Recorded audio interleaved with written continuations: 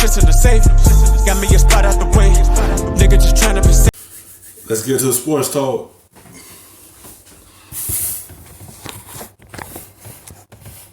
It's the Boston Celtics. The reason I believe it's the Boston Celtics is because at some point in time, we have to start looking at Brad Stevens.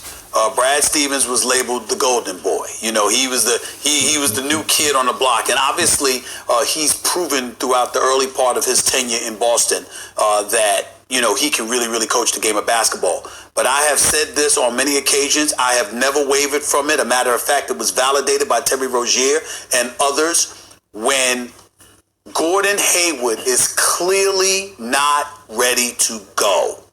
Nice guy, can really play when healthy, was deserving of 100. Yeah, when he first came back, you can't start him off the rip. He missed a whole year. And you try to start him, and you know he got to get his foot under him. And you tried anyway to start him, and it was holding him back because you feel like he's healthy now. I could put him in a starting lineup. No, let him sit on that bench until he got his legs under him. You can't sit here and then start him because you feel like he been out a whole year. No, it was gonna take some time for him to get back how he was. And you try to put him in a lineup early, and some of the players ain't like that. It's like, he ain't healthy right now. And he just missed a whole year and he's ready to play. Let him come off the bench like you did towards the end.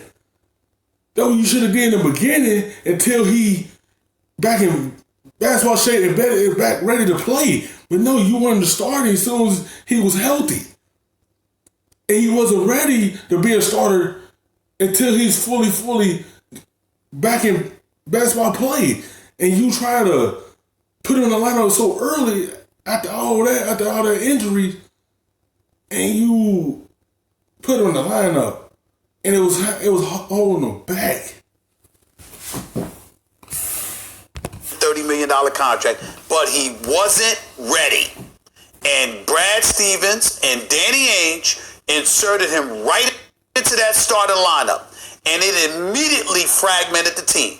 Because if there's one thing a bunch of brothers are tired of, is a bunch of folks getting opportunities they do not deserve. He was not healthy. He was not better than Jaylen Brown. He wasn't better than Jayson Tatum. He had no business compromising him. He had no business doing that. Brad Stevens put him in there, and I think some of the cachet that he had ultimately was lost. Now you lose Al Horford in the offseason, okay? You got Enes Kanter there. Jayson Tatum, his development. He's the new star. Gonna take care of him. You're gonna nurture that brother. You're gonna concede the fact that this is the new star on the block. You just gave Jaylen Brown $115 million over 4 years, although I don't know how much of that is guaranteed. The bottom line is, what you gonna do with him? Now that you paid him that money, Gordon Hayward, you're gonna reinsert him into the mix. He's healthier now, but how good is he going to be? There are so many questions, and even though Philadelphia, Milwaukee, and other teams might be perceived as better, Boston is widely recognized to be arguably the best perimeter shooting team in the Eastern Conference. So what Brad Stevens does with them is going to, when we look at the Eastern Conference, we're going to be watching out for them, which is why you got 12% of the folks out there that have Boston listed in the mix, and that's the way I look at it. I think you're totally wrong about the pressure, because I think the pressure's off somewhat in Boston because of the things you mentioned, especially the Horford move, right? It looked like their window was open, now it's closed, the pressure's off, and I expect Boston to overperform, to outpace expectations. Most people don't see them getting out of the East, neither do I, but I think they'll be in the mix because of what you mentioned. Tatum took a step back last year, but this year I expect him to blossom, and I think he's the focal point on offense. Usually the kind of injury that Gordon Hayward has, you're not the same for another year. If Gordon Hayward's most of what he used to be, with Jaylen Brown in just 4 years, $115 million, he's getting over $30 million a year, or just almost $30 million a year, that's two-way wings to go with Tatum and Kemba Walker. I think they're going to be good. The team facing the most pressure in the East is actually the Sixers. Clearly the Sixers, because Milwaukee has also had guys, as you would say, peeled off that roster, especially Brogdon and Mirotic, who I thought they maybe win the title this year if Mirotic, was healthy. It's like, let me see. who's going to take a backseat? Because they starting lineup have guys that's like to score. Who willing to just average 17 out of that starting five? Someone gonna have to learn how to sacrifice anything. That's what Brad Stevens had to teach his players. Who willing to take a back seat that average less? So we had that dark cloud over us. Everyone wanted to score. That's what happened last year. Everybody wanted to average 20 points. Ain't nobody wanted to take a back seat. Who willing to do that? And you have to teach them about them being young still. Who willing to step up and say, I take a back seat so we could succeed this year. You got to see who's willing to take that less. Because that lineup, Kemba could score, Hayward could score, Tatum could score, Brown could score. Which one of the two out of them lineups willing to take a backseat and average like 16, 17? Two players got to average at least that. And two players got to average 20 points. Who willing to take a backseat? That's the question for them. They're going to be a good team this year. But you got to see who's willing to sacrifice something so this team could take that next step. But they lose him and Brogdon? That's a lot. Meantime, the Sixers, they replace Jimmy Butler with Richardson, who can shoot. He's not Jimmy Butler offensively, but he can shoot and certainly defend. You have Simmons and Richardson and Tobias Harris and Horford and Embiid in your starting lineup. How is anyone going to score? Tobias Harris is the only weak link defensively, and he's long. As I mentioned, Thibault's the best perimeter defender I saw in the preseason. No one's even talking about him. They're loaded. They're loaded. Embiid is an MVP caliber player. Everyone's looking at Ben Simmons. Can this guy actually take the next step forward? And Stephen A., I think there's reason to think the answer is yes, because when Embiid's on the bench and Horford slides to the 5, they can play 4 out or 5 out, really, with Simmons the way the Bucks are constructed around Antetokounmpo. So there's every reason to believe Simmons should take a step forward, meaning there's pressure on that team. They have the best roster in the East, and there's the most pressure on them. Well, first of all, let me compartmentalize a couple of things you said. Number one, it's all a matter of preference. Because if you look at the Philadelphia 76ers, I look at the fact that you lose Redick and you lose Jimmy Butler. Now you've got a questionable bench with a questionable coach in Brett Brown who has some things to prove, and that's an element that needs to be addressed. Not to mention the fact that if you said to me, Ben Simmons is the one that has the most pressure in terms of players, I can live with that more than I can live with the Sixers being the one with the most pressure as a team. When I look at Milwaukee, I can make an argument that Milwaukee is under more pressure than Philadelphia because you do have the Greek freak.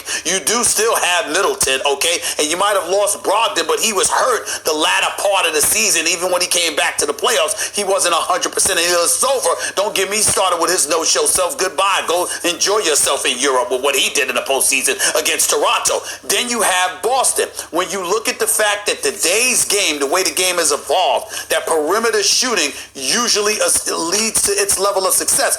I think not putting the pressure on Boston lets Brad Stevens off the hook, lets Danny Ainge off the hook. I happen to respect both of them, but damn it, if there was somebody else in their position, they would be under pressure. Why the hell should they be off of it? You do have Tatum. You do have Jaylen Brown. Gordon Hayward, you did give him $130 million. Enes Kanter is no scrub. And so you still got Marcus Smart and these boys. You've got enough of a team, a nucleus that remains intact for you to be able to make noise against a depleted Milwaukee squad, a depleted Philadelphia 76ers squad. You, Stephen A. Smith, basketball analyst, is putting pressure on them because you correctly identified that, in fact, Ainge did a good job replacing pieces. With the Sixers, 3-point shooting. Embiid can shoot, but he ain't no jump shooter. Tobias Harris, he can shoot, but sometimes he up and down. That's the only thing. Where's their perimeter shooting gonna come from? Like Ben Simmons want to shoot, but he just gotta have the mindset that he want to take them shots. But that's the only thing that just hover over them. Where your outside shooting gonna come from?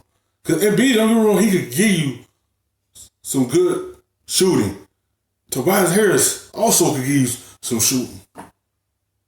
That's all everyone's saying. Don't get me wrong, Philly got a team that could get to the finals. It's just where your perimeter shooting gonna come from. It's the same thing with them. Who are gonna sacrifice a lot? I believe Ben Simmons is gonna average about like 19 and like 7 assists a game. It's just perimeter shooting. But they got that veteran president, Al Horford, who also could step out and stretch the floor. So to me, they got enough shooting. But it is a big hole because JJ Redick is gone. And who gonna close the game when the game is tight? Who you gonna put the basketball put the hands in when it comes down to that? Who gonna be your closer when games get tight?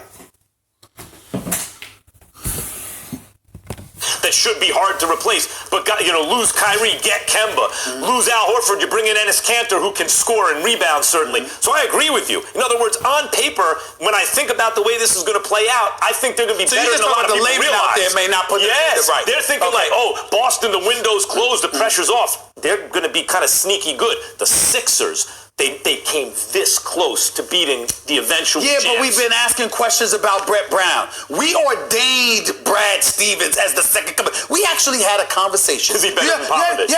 We actually had a conversation. We had to remind the world, the basketball world, he was not better than Greg Popovich. You had people sitting up there saying, he's better. They don't miss Doc Rivers. They don't need Doc Rivers anymore. We just finished talking about how great Doc Rivers was, but guess what? Last year, 2 years ago rather, he's better than Doc Rivers. Now suddenly, we just gonna let him slide? Nah, I love Brad Stevens. He's a hell of a coach, but you got something to prove. Are you letting Ben Simmons slide? No. Number one overall pick slide? Wait a minute. If you can't shoot, he can play. I said that Ben Simmons is a jump shot away from being LeBron James Part 2. Thanks for watching ESPN on YouTube. For more sports highlights and analysis, be sure to download the ESPN app and